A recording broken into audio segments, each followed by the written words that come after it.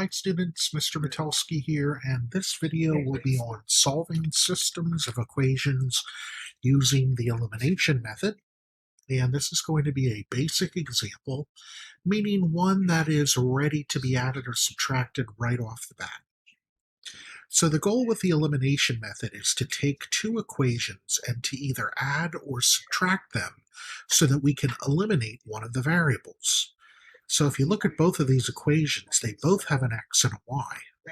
Well, in order to find a solution to them, we could guess and check to find what an answer for x and y.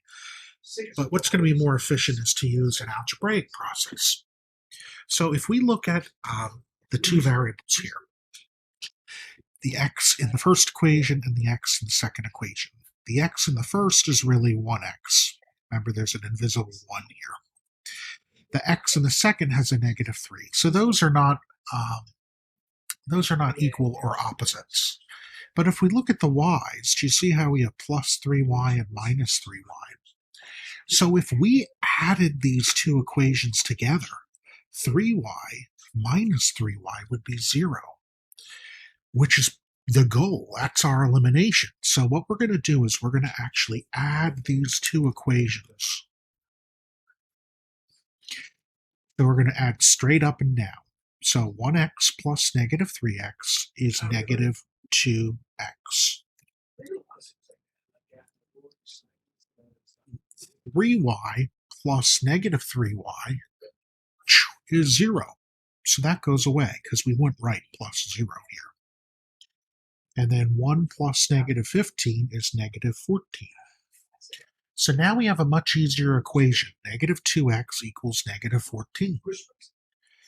Well, we would just need to divide by negative 2 and we already have our answer for x. So divide by negative 2, that cancels, and we're left with x is equal to 7. So now we have one of the two variables. We know that our x variable has to be 7. Now here's where you have some choice. You can take this 7 and you can use either the first equation or the second equation to help us get the other variable.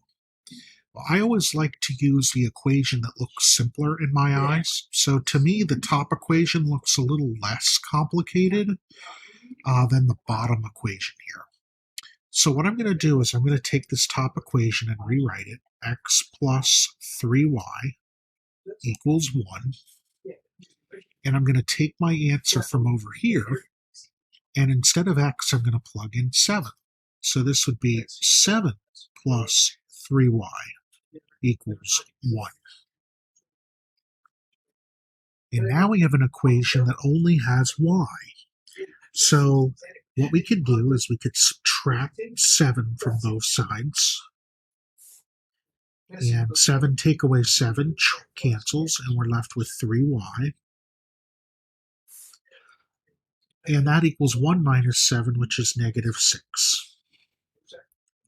So the last step, we could get rid of the coefficient of y of 3 by dividing it on both sides. Divide by 3 and 3.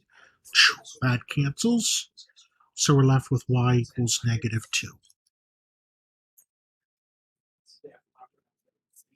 Our final step would be to write this as in coordinate notation. So we have x is 7, y is negative 2. So 7 comma negative 2, meaning that if you were to graph these two equations, the intersection point would be at 7 comma negative 2. And you could even check these if you wanted to, like if we plug them in here, 7 plus 3 times negative 2. Well, 3 times negative 2 is negative 6, so 7 plus negative 6 is 1. So it works in the first equation, and you could do it as well in the second equation. So remember, the idea of this process is if you look and you see you have the same coefficients, you could just add them, and if they have different signs, they'll cancel out because they add to 0. All right, good luck.